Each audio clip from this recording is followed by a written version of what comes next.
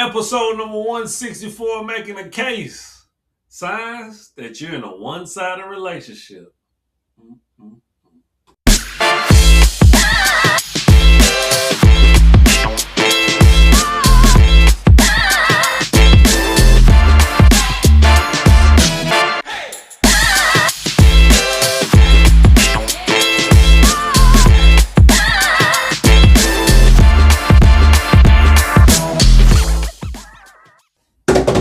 Hey, what up, YouTubians? All right, we back at you with another episode of Making a Case, episode number 164. We're talking about signs to let you know that you're in a one-sided relationship. I'm your host, Dr. Jacob Isom. We got two channel norms over here. One, we attack points in our people, and then two, we don't do all the cussing and derogatory stuff because we like to keep it professional over here. All right. Hey, now let me say this before I get into the video that I have for you this episode. When we talk about one-sided relationships, right? Let me give you my perspective because, of course, the video is going to give you a couple of different, signs to let you know that you're in a one-sided relationship. In my purview, I believe that you can start seeing signs of a one-sided relationship when you start seeing a shift occur. Because really, in the beginning, y'all should really be on the same page, right? Remember, honeymoon phase, right? But there's always a point in most, if not all, relationships where a shift happens, right? That shift either happened in a positive direction or that shift happened in a negative direction. Okay. Now, I know it's very simplified, right? Because it can be a little bit more specific than that. But in general, right, is either going to go positively or negative, left or right, whatever way you want to view it. And so when you start to see, and I'm not talking about the fact that, of course, all relationships are going to go through their ups and downs. It's going to go through conflict, right? But I'm talking about the shift when you start seeing someone not give you the benefit of the doubt. Their tone start to change. They start getting more of an attitude. And when you start seeing the shift like that, and more importantly, when you start seeing behavioral changes, right? They don't come home when they used to come home. They used to come home immediately after work. Now you start to see they kind of getting later, right? They stop doing things that they said they was going to do, right? And you started seeing low effort from them, right? To me, those are some signs of you are starting to begin to be in a one-sided relationship. And, for some people, they, may feel like that, hey, I'm going to try to make things work. I'm going to compensate or, I'm going to let things slide and not address it to see if they're going to change their behavior. But sometimes that could be the worst thing you want to do because in my purview, you want to address things as they come, right? You don't want to let things linger because if you let things linger, they become habits, become a pattern, and you see where I'm going with this. Okay. So we have a video for you today. We're talking about the signs that you're in a one-sided relationship. Let's see if we agree, disagree, or, what have you. So without further ado, let's get into the video.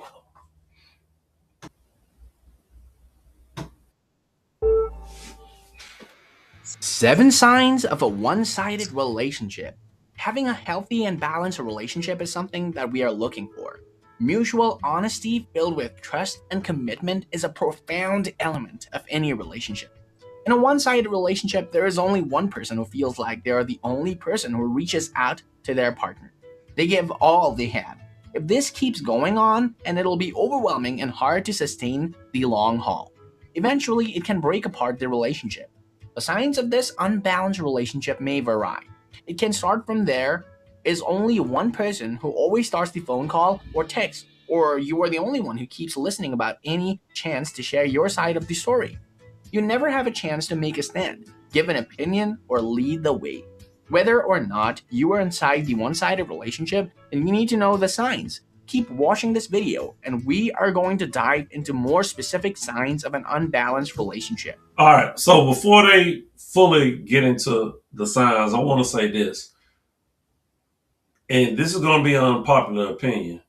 This is the reason why when you first starting out and you're dating, you're laying the foundation, because if a man or a woman, and unfortunately in most cases the woman, don't want to plan dates or don't want to initiate texts and initiate phone calls, then how do you think you're establishing something moving forward? What do you think they're going to do moving forward? You're telling them that that's okay, right? So if there's no reciprocity in the beginning between a man and a woman, if there's not intention, if two people don't understand that they're both valuable and they both should have money spent on them, they both should have things planned for them, then it's going to be a tough go moving forward, right? So, unfortunately, what a lot of times you see is you see that men are okay with the unbalance or the imbalance in the beginning, and then this is lead to the trickle effect because it leads to expectations and it leads to, unfortunately, spoiledness, right? And now you got to keep that going. And if you don't, and if you change that behavior, guess where she's going? All right, let's get into it. Here we go. Number one, bad communication is a strong sign of a one sided relationship. One of the most crucial components in a relationship is communication. That is how you know what your significant other means and wants, and is vice versa.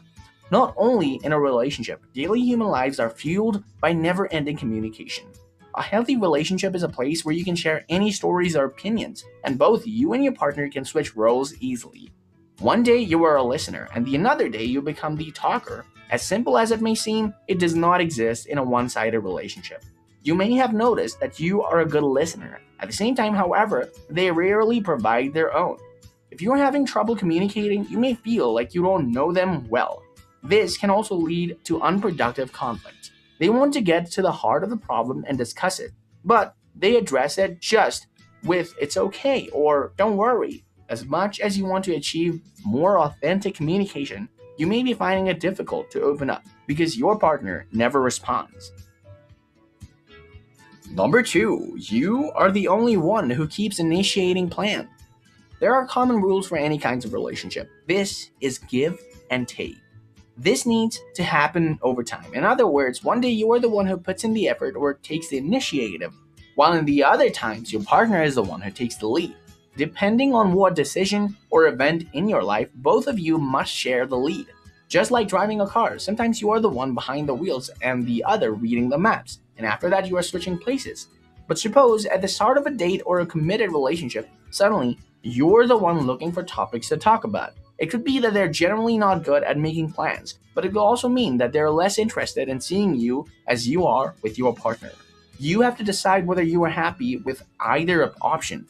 Pay attention from the beginning of these signs. Take it just like when you are dancing. Can you share the leading steps? Number three, all the All right, and before he gets into the third one, that's what I was just speaking on, right? Now, to me, I get it. The man is the head, the man is the lead. A lot of times he is going to be planning dates and things of that nature. But if you, here's the difference, if you want to sustain something long term, maintain something long term, that man has to know that you're invested. And how do he know you invested? Through, like you said, communicating, but also initiating plans, right? Which most women don't do often, which there's no wonder why they get fed up and eventually want to leave a relationship, which we know most women do, right? I can tell you how many times I heard a woman say, I don't initiate first, or I don't do this and I don't do that. That's entitlement talking. Okay. And entitlement for what? I don't know. All right. But you can't have this aura about you saying that, oh, I don't do this. And something as simple as initiating a text, a phone call, or planning a date, you don't do that. So what if he had the same mentality and said, I don't do it either? Where would you be? But of course, you only go after men that do that because it's part of the culture, right? Let's get back into Work needed is done by you. Plan a trip or a date, have dinner, check in when you haven't spoken for a few days, and start having sex. Whatever your plan is, the relationship seems to fall apart if you stop trying to maintain it. Unfortunately, it's often one partner who handles everything. Building intimacy or connection is entirely your responsibility, not a shared responsibility. If you mention this, your partner only gives you an empty response. They may agree to try harder but soon return to their usual habits. This gives the impression that they are taking advantage of it or don't care if the relationship continues. Remember that you have equal possession with your partner. Even in a business relationship between the customer and the seller, they share their own obligation to fulfill. Even more in a close or a romantic relationship. If you are the only one who manages all the work, it might be a strong sign that you are in a one-sided relationship. Number 4. You feel insecurity. Over time, you start questioning about your worth and think that your needs are not important enough to be met. You try your best and get nowhere. If the other person does not care or put a lot of effort into it, it makes you question their intentions. Also, their commitment and investment in the relationship. If you are good enough, why they do not want to make you happy?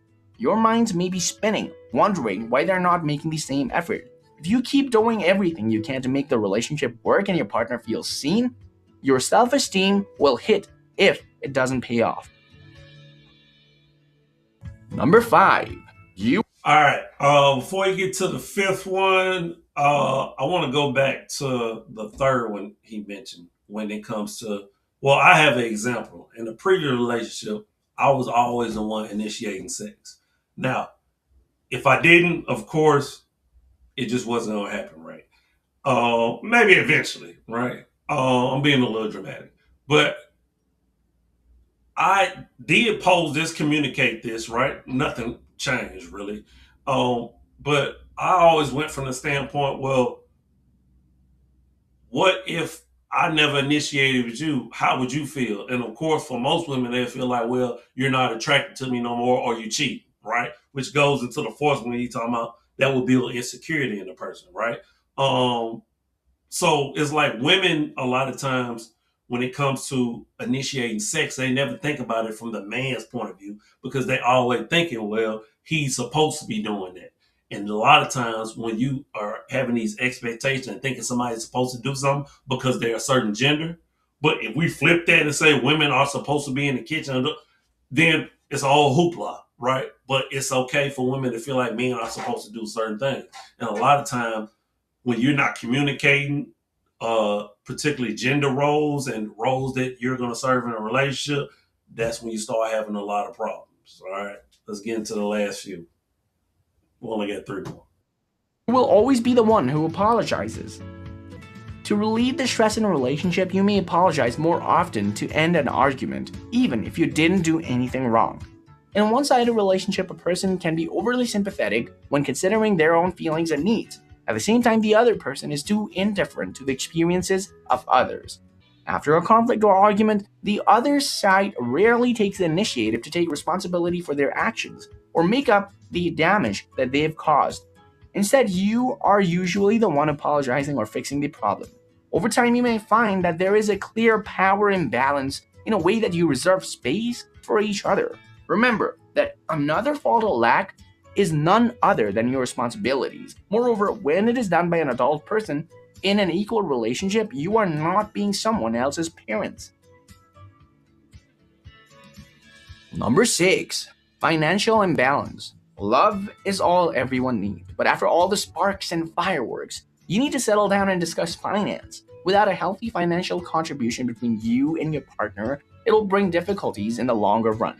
A balanced relationship also needs well-balanced financing. Finance issues do not only become one person's responsibility. If you want to make it work, you need to do it together. Funded partners may provide temporary assistance following a job loss or other financial hardships. Knowing that you have someone who cares enough to help when needed is a vital relationship asset. It is a different story when you are the one who keeps paying the bills, groceries, gas, and vacations without prior arrangement, while your partner never shows any signs of meddling.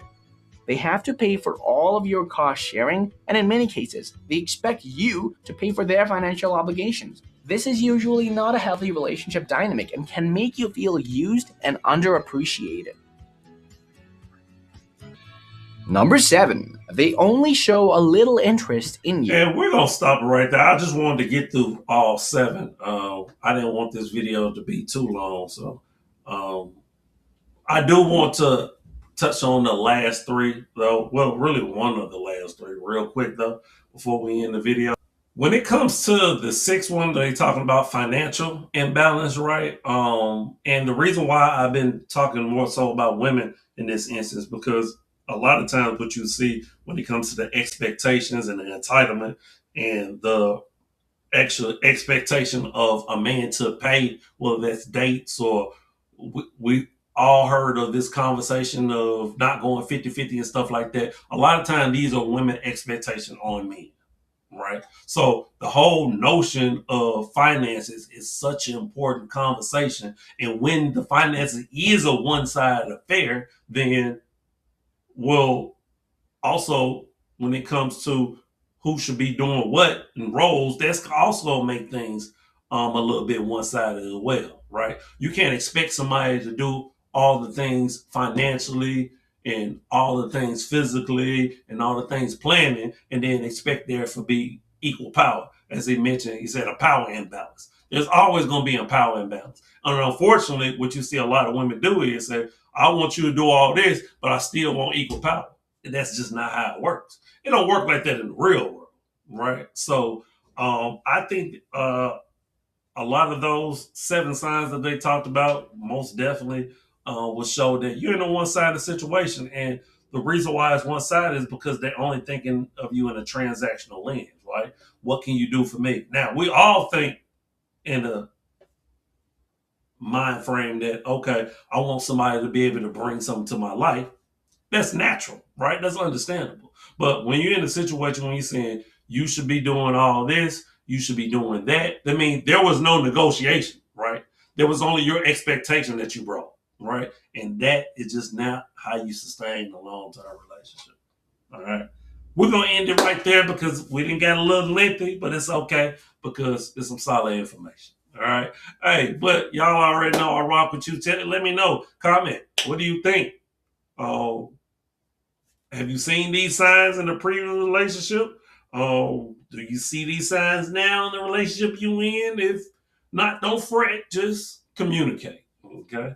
But as always, I'm you, you are me. Love always, love eternal. Remember, the worst thing you do is lie to yourself. And we out. Deuces. One love.